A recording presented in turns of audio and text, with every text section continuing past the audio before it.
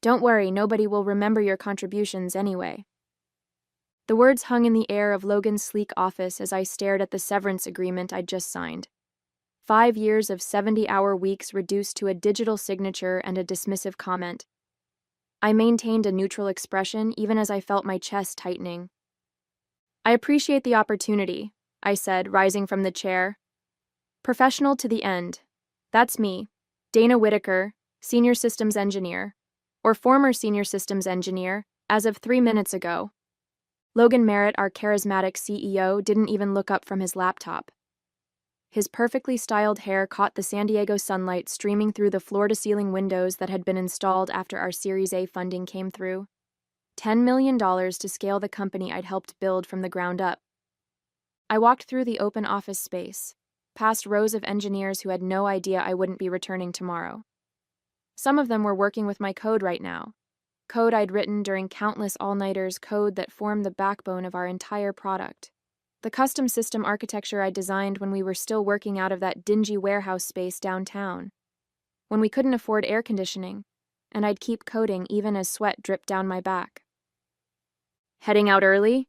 Called Thomas from his desk, one of the newer hires who had no idea what was happening. Something like that, I replied with a smile that didn't reach my eyes. I packed my personal items quickly. There weren't many. A small plant, a framed photo of my sister's family, and a coffee mug. 5 years, and I could fit my personal effects into a single canvas tote. I'd given everything else to this company. As I waited for the elevator, I felt a chill creep up my spine. Logan's comment about nobody remembering my contributions wasn't just mean, it was wrong. Every line of that system architecture had my fingerprints on it. The documentation was in my unique structure, designed for my own understanding with shorthand notes that only made sense to me.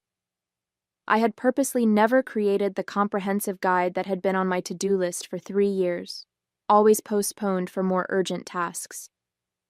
The elevator doors opened and I stepped inside. As they closed, I caught one last glimpse of the office that had been my second home. A thought occurred to me then. They really had no idea what they'd just done. I wasn't angry. Not yet. But I was suddenly very, very aware of my value, and of the precise location of every original architecture draft, version log, and IP-related correspondence that had my name on it. I grew up in the shadow of my father's failure. He was a brilliant engineer who designed a revolutionary battery system back in the 90s. When his company went public, they pushed him out and scrubbed his name from every press release. I vowed I'd never let that happen to me. Yet here I was, 29 years old, walking away from Quantum Shift with nothing but a severance check and a non-disclosure agreement that I had carefully reviewed before signing. The NDA covered company secrets, but it didn't cover my personal documentation process or the files I deliberately sent to my personal attorney before I'd even walked into Logan's office. I'd sensed this coming 3 weeks ago. The whispers, the closed-door meetings, the way Logan had started introducing Troy, the new engineering consultant, to our investors. I wasn't paranoid. I was prepared. On the drive home, I called my attorney, Valerie Knowles. "I've been dismissed," I said simply. "They're bringing in someone with more experience." "I see," Valerie replied, her voice steady. "And the severance package?" 6 months salary, standard NDA. Nothing about intellectual property beyond what was in my employment contract. "Smart girl," Valerie said, and I could hear her smile. "The files you sent over look solid. Let's meet tomorrow to discuss options." The next day, I didn't feel the customary urge to check my work email or Slack messages. Instead, I slept until 9 a.m. for the first time in years, made myself a proper breakfast, and drove to Valerie's office with a strange sense of lightness. Valerie had laid out my files across her conference table. Architecture diagrams, version control logs, emails that clearly showed my contributions, and, most importantly, proof that I had created the custom authentication system that made Quantum Shift's product unique in the marketplace. "You've been meticulous," Valerie said. "Most people don't document like this." "My father taught me to keep receipts," I replied. "So what do you want to do with all this?" she asked, gesturing to the evidence of my 5 years of work.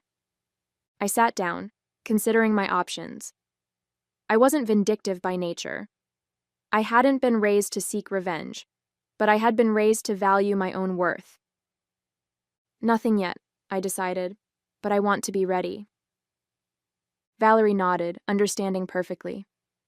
They'll come looking for you. Companies like this always do, once they realize what they've lost. And when they do, we'll be prepared.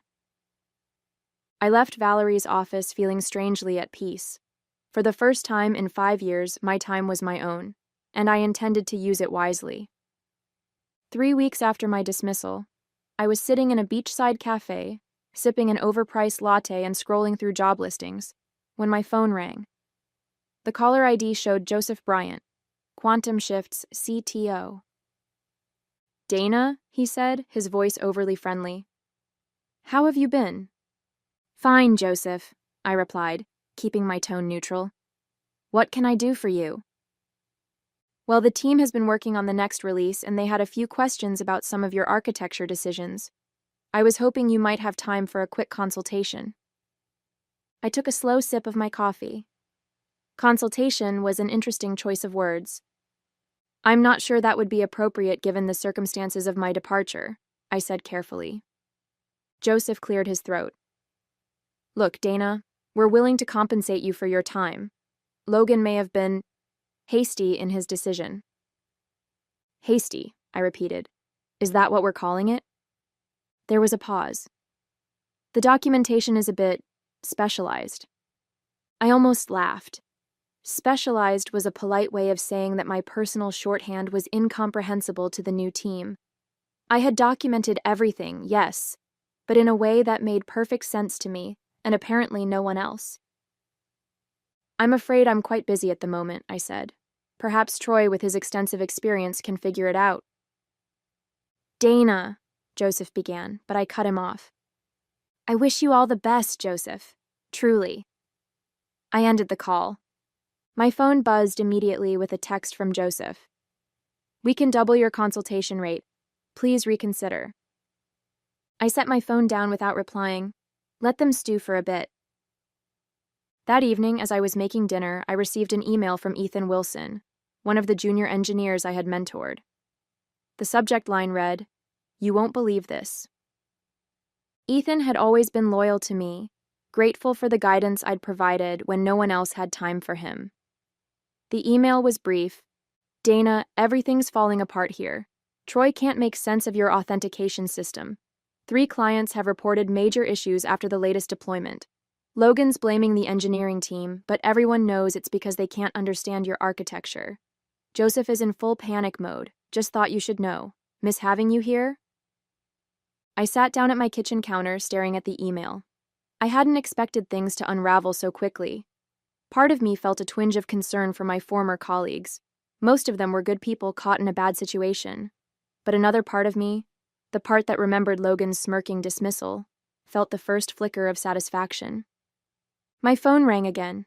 This time it was Valerie.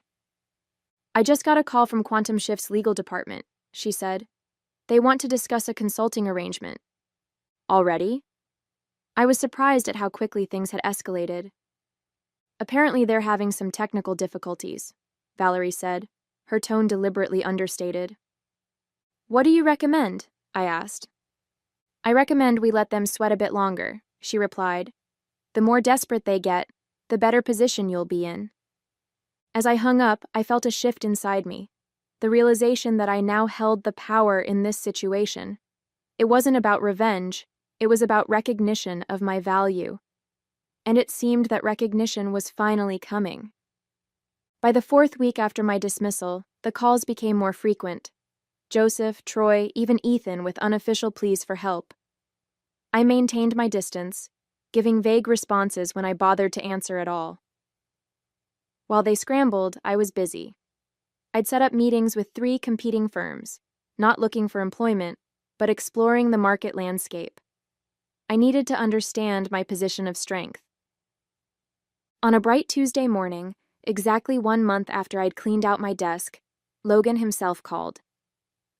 "Dana," he said, his voice straining to maintain its usual confidence.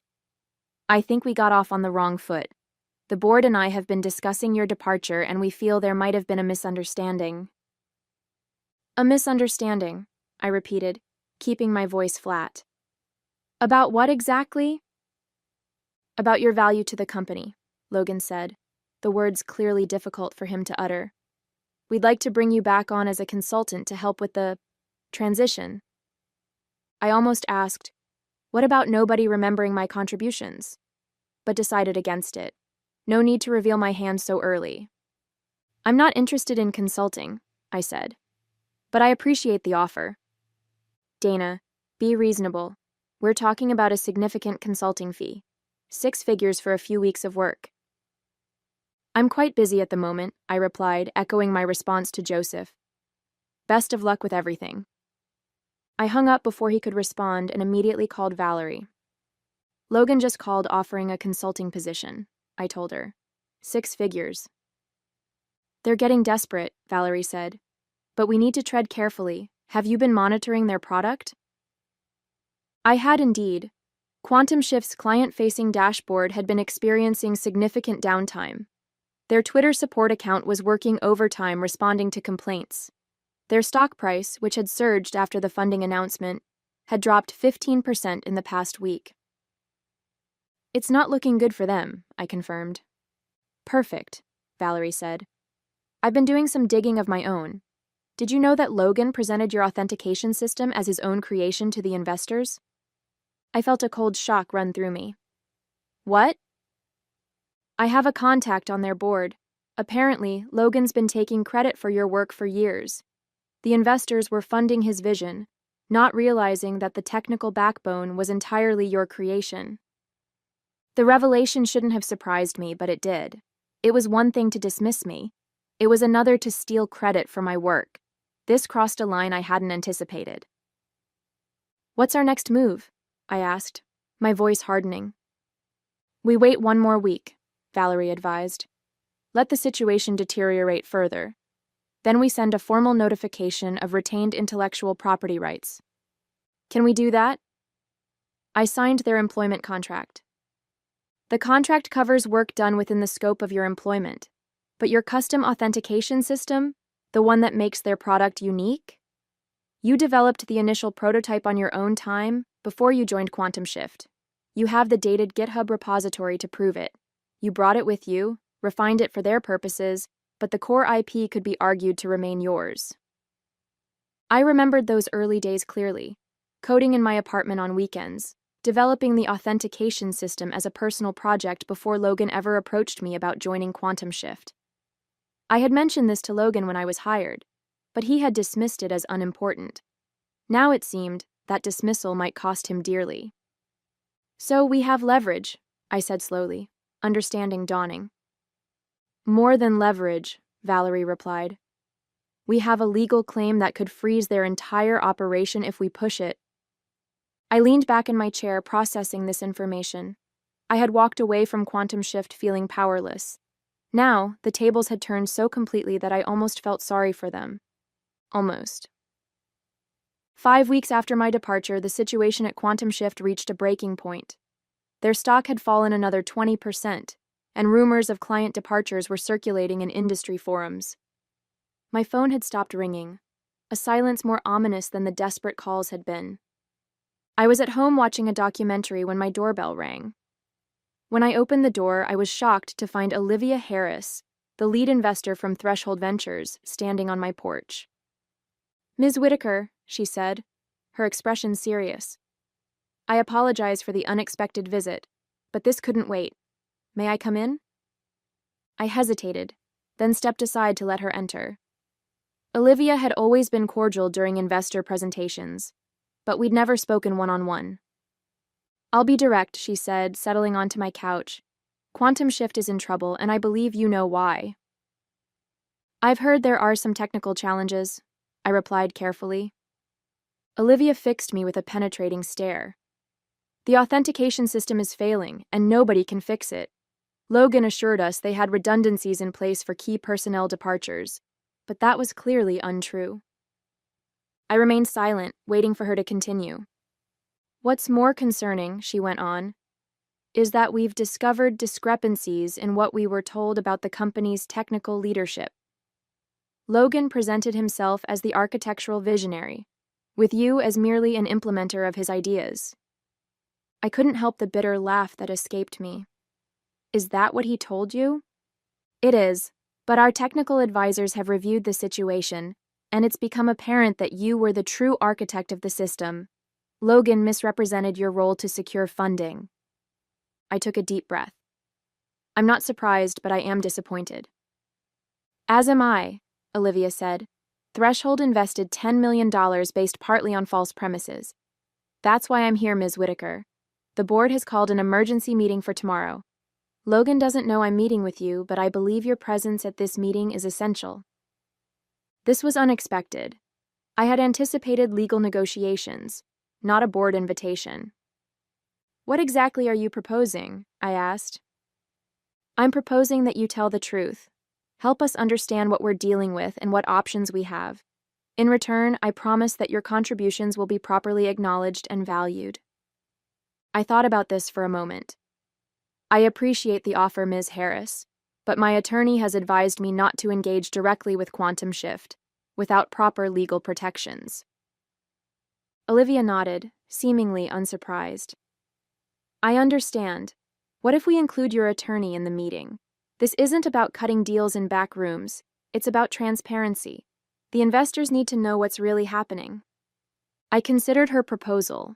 Attending the board meeting could be risky, but it also presented an opportunity to directly address the people with the power to make real changes. I'll need to consult with my attorney, I said finally. Of course, Olivia stood to leave. The meeting is at 10 a.m. tomorrow. I hope to see you there. After she left, I immediately called Valerie and explained the situation. This is an interesting development, Valerie said. Earlier than I expected, but potentially advantageous. If you attend, you'll be speaking from a position of strength, not desperation. What about our original plan, the formal notification? We can still proceed with that. In fact, I'd recommend sending it tonight before the meeting. That way they'll be aware of your legal position when you walk into the room. I agreed, and Valerie promised to send the notification immediately. That night I barely slept. Tomorrow would be a confrontation I hadn't sought but now welcomed. I wasn't going in seeking revenge, but I was determined to set the record straight. Logan had tried to erase me from the narrative of Quantum Shift's success. Tomorrow I would write myself back in, this time indelibly. The Quantum Shift offices looked exactly the same as when I'd left 6 weeks ago, yet everything felt different. I walked through the reception area with Valerie beside me, turning heads as I passed. The whispers followed us down the hallway to the main conference room. When we entered, the tension was palpable. Around the long table sat the board members, including Olivia Harris, 3 other investors, and the company's executive team. Logan sat at the head of the table, his usual confident smile nowhere to be seen. Joseph, the CTO, looked like he hadn't slept in days. Ms. Whitaker, thank you for joining us, Olivia said, rising to greet me. And this must be your attorney, Ms. Knowles. That's correct, Valerie replied smoothly, setting her briefcase on the table. We received your invitation and are here in good faith, but I should note that we delivered a formal notification of retained intellectual property rights to Quantum Shift's legal team last night. Logan's face flushed with anger. This is absurd. You signed an employment contract that clearly states all work product belongs to the company. I'm aware of what I signed, I replied calmly. But the authentication system in question was initially developed before my employment began. I have documented proof, including the original GitHub repository with timestamps. One of the investors, a silver-haired man I recognized as Victor Lee from Magnitude Capital, leaned forward. Is this true, Logan? Did you know about this? Logan's expression tightened. Dana's making misleading claims. She may have had some preliminary code, but anything substantial was developed on company time. I retrieved my laptop from my bag and connected it to the conference room display. With your permission, I'd like to share some evidence. Olivia nodded, and I pulled up the GitHub repository, showing the commit history that clearly dated back to before my employment at Quantum Shift. Then I displayed emails between Logan and me from my early days at the company, where I explicitly mentioned bringing my authentication system to the project. You'll note, Valerie added, that Mr. Merritt acknowledged Dana's prior work in these communications, but never formalized any transfer of intellectual property rights beyond the standard employment agreement, which does not cover pre-existing work. The room fell silent as the board members exchanged glances. Logan shifted uncomfortably in his seat.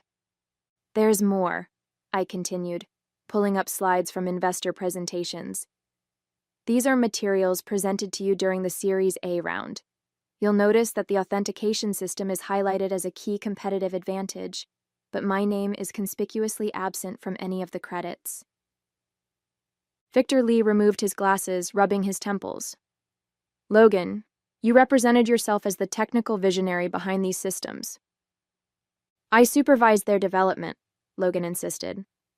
Supervision is not creation, I countered, and your supervision consisted mainly of setting unrealistic deadlines while taking credit for the results. Joseph, who had been silent until now, cleared his throat. I can confirm that Dana was the principal architect of the authentication system. Without her, we can't maintain it properly, as the past 6 weeks have demonstrated.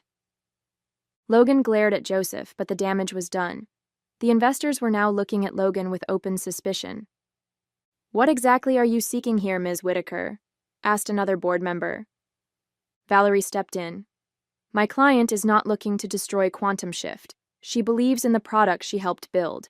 However, she requires proper recognition of her contributions, appropriate compensation for her intellectual property, and guarantees against future misrepresentation of her work. And if these terms aren't met, Logan challenged, then the notification stands, Valerie replied coolly. Quantum Shift will be legally prevented from using the authentication system, effectively rendering your product non-functional. The reality of the situation seemed to dawn on everyone simultaneously. Quantum Shift's $10 million valuation, their entire business model, hung in the balance. And I, the engineer they had so easily dismissed, now held the key to their survival. The emergency board meeting continued for another 3 hours. As discussions intensified, Logan's position weakened with each revelation. The board members, initially skeptical of my claims, grew increasingly convinced as more evidence emerged. Victor Lee called for a brief recess, during which the board members convened privately. When they returned, Olivia Harris addressed the room with a newfound authority. After careful consideration, the board has made several decisions, she announced. First, we're initiating an immediate leadership change. Logan, we appreciate your vision in founding Quantum Shift, but it's clear that there have been serious misrepresentations under your leadership. Logan's face went pale. You can't be serious. I built this company from nothing. With Dana's technology, Victor Lee added pointedly, a fact you deliberately concealed from us. Second, Olivia continued, we're offering Dana a new position as Chief Technology Officer, with appropriate equity compensation and full recognition for her past contributions. My heart raced. This was more than I had expected. Additionally, she said, we're proposing a licensing agreement for the authentication system with royalties on all future revenue derived from its use. Valerie and I exchanged glances. This addressed nearly everything we had hoped for. And finally, Olivia concluded, we're requiring a public correction regarding the development of Quantum Shift's core technology, acknowledging Dana's role as the principal architect. Logan stood up abruptly. This is a mistake. You're handing the company over to someone who's holding it hostage. No, Logan, I said quietly. I'm not holding the company hostage. I'm simply ensuring that the truth is recognized. Victor Lee nodded. The board's decision is final, Logan. You can accept a reduced role as a strategic advisor, or you can leave entirely. The choice is yours. Logan looked around the table, searching for allies but finding none. Without another word, he stormed out of the room, the door slamming behind him. In the silence that followed, I realized that the vindication I felt wasn't about revenge. It was about justice. 3 months later, I stood on a small stage at Quantum Shift's headquarters, addressing our team and a handful of tech journalists.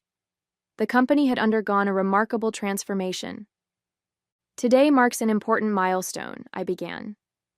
With the release of our new platform update, we're not just improving functionality. We're rebuilding on a foundation of transparency and collaborative innovation. The authentication system that had once been my solitary creation was now maintained by a team of talented engineers, all of whom received proper credit for their contributions. The documentation was comprehensive and accessible, ensuring that the company would never again be dependent on a single person's knowledge. After the announcement, Olivia approached me, smiling warmly. The investors are impressed with the turnaround. User complaints are down 87% and we're seeing former clients return. It's a team effort, I replied, genuinely proud of what we had accomplished. True, but your leadership has been the catalyst. By the way, have you heard about Logan? I shook my head. Logan had chosen to leave the company entirely, rejecting the board's offer of an advisory role. He's trying to launch another startup, Olivia said, but he's finding it difficult to secure funding. Word travels fast in this industry. I felt a momentary pang of sympathy. I hope he learns from this experience. As do I, Olivia agreed, though some lessons come at a higher cost than others. Later that day, I received an unexpected email from Logan. It was brief. Dana, I owe you an apology. I should have valued your contributions instead of trying to diminish them. The company is better off in your hands. Logan. I sat at my desk contemplating how to respond. In the end, I kept it simple. Logan, thank you for the apology. I wish you success in your future endeavors. Sometimes the most valuable lessons are the most painful ones. Dana. It wasn't about forgiveness or forgetting. It was about acknowledging the truth, something I had fought for and finally achieved.